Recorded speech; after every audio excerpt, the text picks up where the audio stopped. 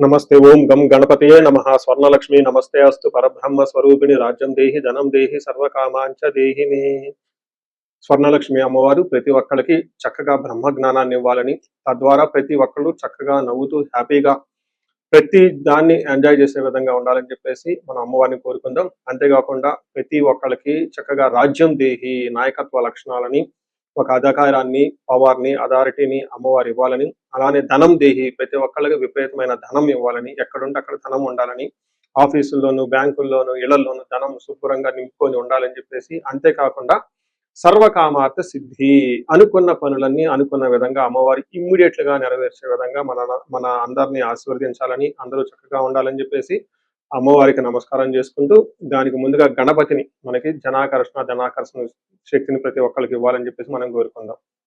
ఈ రోజు టాపిక్ మనం చూసుకుంటే గురువు మారుతూ ఉన్నారు. ఎప్పుడు మారుతూ ఉన్నారు? జూన్ 2వ తారీఖున గురువు మారుతూ ఉన్నారు. అయితే ఏంటి, నాకు లాభం ఏంటి, గురువు మారితే ఏంటి, దానివల్ల నేను నాకు అసలు ఏంటి అని మనం ప్రతి ఒక్కళ్ళు ఆలోచించుకుంటూ ఉంటాం. గురువు వచ్చేటప్పటికి 5 రకాల 6 రకాల ముఖ్యమైన పనులు చేస్తూ ఉంటారు. గురువు చాలా రకాల పనులు చేస్తుంటారు. ముఖ్యమైనవి మన ఇండివిడ్యువల్ లైఫ్ లో మనకి ప్రభావం చూపించేది ఫస్ట్ వచ్చేటప్పటికి ధనం.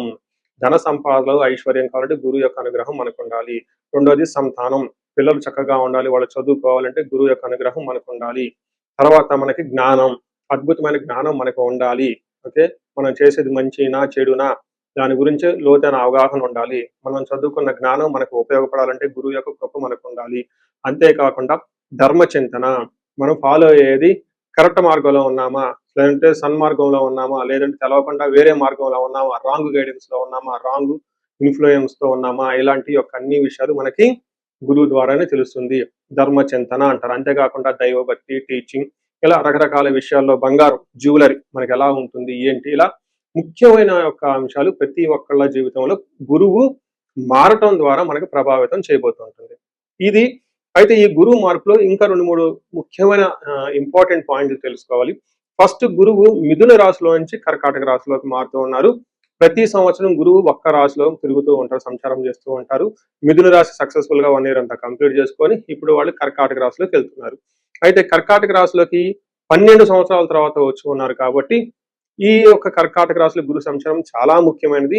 ఎందుకంటే కర్కాటక రాశిలో గురువు ఉచ్చ స్థానంలో ఉన్నారు. మంచి చక్కగా ఈ సంవత్సరం అంతా పిల్లలు ఎవరు పుట్టినా కానీ వాళ్ళకి గురువు జాతకంలో వచ్చే స్థానంలో ఉండి మంచి యోగ్యతను ఇస్తూ ఉంటారని మనం చెప్పుకోవచ్చు. సో ఈ ఈ యొక్క ఉచ్చ స్థానంలో ఉన్న గురువు సంపూర్ణమైన ఫలితాన్ని, చక్కటి ఫలితాన్ని ప్రతి ఒక్కరికి ఇస్తూ ఉంటారు. అయితే వాళ్ళ యొక్క ప్రభావం 12 మనుషుల మీద ఉంటుంది. ఈ మనుషులందరూ 12 రకాల రాశులుగా విభజించడం జరిగింది. కొన్ని రాశులకి, చాలా వరకు రాశులకి అనుకూలంగాను, కొన్ని రాశులకు ప్రతికూలంగాను, కొన్ని రాశులకి సామాన్యంగాను ఉండే అవకాశం ఉంటుంది.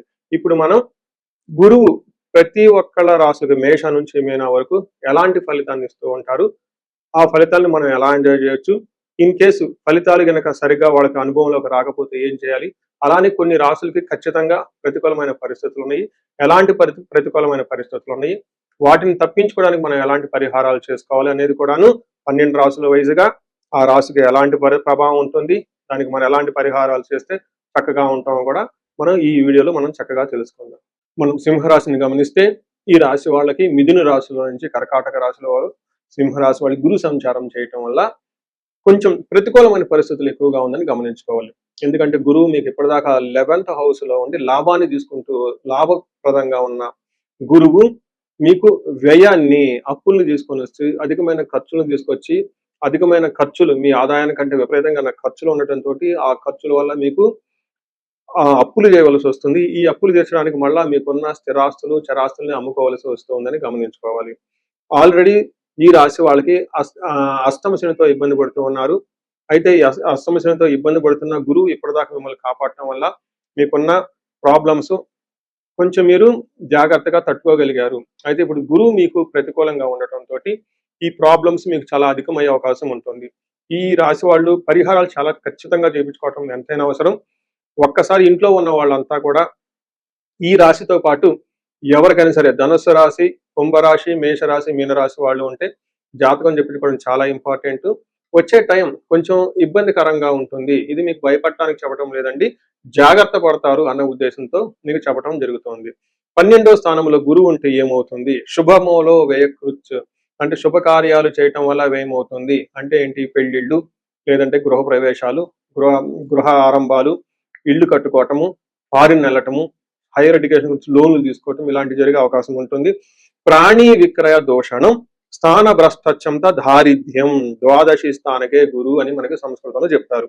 అంటే మీకు బాగా ఉపయోగపడే పశువులను కానివ్వండి, బాగా ఉపయోగపడే ల్యాండ్ కానివ్వండి, బాగా చక్కగా ఉన్న బిజినెస్ లాంటివి మీరు అమ్ముకోవలసి వస్తుంది. లేదంటే ఒంటి మీద ఉన్న బంగారం లాంటి అమ్ముకోవలసి వస్తుంది. ఎందుకు అని అడిగితే శుభకార్యాలు చేస్తారు. ఆ శుభకార్యాలు చేయడానికి కావాల్సిన ధనం మీకు ఉండకపోవడంతో అప్పులు చేస్తారు. ఈ అప్పులు చేయటానికి మళ్ళా అవి మీకు భారం అవుతాయనే ఉద్దేశంతో వీటిని అమ్ముకోవాల్సి వస్తుంది. తద్వారా దూషించబడతారని గమనించాలి. ఇంతేకాకుండా మీకు స్థాన భ్రష్టం అంటే ఉద్యోగంలో మీకు భంగం, అవమానాలు జరిగే అవకాశం ఎక్కువగా ఉంటుంది. కొంతమందికి జన్మ జాతకం సరిగా లేకపోతే ఉద్యోగాలు కోల్పోయే అవకాశం కూడా చాలా ఎక్కువగా ఉంటుంది. దారిద్ర్యము, అక్కడ మీకు అభివృద్ధి అనేది జరగకుండా మిమ్మల్ని బంధించబడినటువంటి పరిస్థితి ఉంటుంది. కాబట్టి చాలా జాగ్రత్తగా ఈ రాశి వాళ్ళు చాలా ప్లానుడ్గా ఉండాలి. వీలైనంత ఎక్కువ టైము ఆధ్యాత్మికంగా గడపటము, తర్వాత భక్తికి సంబంధించిన పుస్తకాలు, గుడులు, తర్వాత ఆశ్రమాలు తిరగటం ఇవన్నీ చేస్తూ ఉండాలని గమనించాలి. అయితే కొంతలో కొంత బెనిఫిట్ ఏంటంటే మీకు దీర్ఘకాలికంగా ఉన్న సమస్యల అనారోగ్య సమస్యల నుంచి బయటపడతారు. తర్వాత ఎవరైతే బాగా చదువుకోవాలి అనుకుంటున్నారో వాళ్ళకి చదువు బాగా వస్తుంది. తర్వాత కంఫర్టబుల్ గా చక్కగా లగ్జరీగా ఉండే అవకాశం కూడా చాలా ఉంటుంది. కార్లు ఇలాంటివి అయితే ఖచ్చితంగా కొంటారు. అయితే ఈ విషయంలో కొంచెం గమనించుకొని ఒక్కసారి ఎవరైనా కనుక ప్రాబ్లం అనిపిస్తే ఇండివిడ్యువల్ జాతకంగా మీరు ఒకసారి చూపించుకోవడం చాలా చాలా ముఖ్యం. ఈ రాశి వాళ్ళు పర్టికులర్ గా చూపించుకోవడం చాలా చాలా అవసరం. సో చూశారు కదా, గురువు ఈ రాశి వాళ్ళకి ఎలాంటి అనుకూల ప్రతికూలాలు తీసుకుని వస్తున్నారు, ఫలితాలు తీసుకుని వస్తున్నారు, అనుభవంలోకి రాబోతున్నాయో ఈ జూన్ నుంచి 2027 జూన్ వరకు, 2026 జూన్ నుంచి 2027 జూన్ వరకు ఎలాంటి ఫలితాలు ఉన్నారో మనం తెలుసుకుందాం. అయితే గురువు యొక్క అనుకూల ప్రభావం మన మీద ఉండటానికి మనం కొన్ని రకాల పరిహారాలను ఖచ్చితంగా చేసుకోవాల్సి ఉంటుంది. ఒకటి, గురువుకి సంపూర్ణ శాంతి పూజలు చేసుకోవాలి. సంపూర్ణ శాంతి పూజలు అంటే ఏంటి? చాలా మందికి అవగాహన ఉండదు.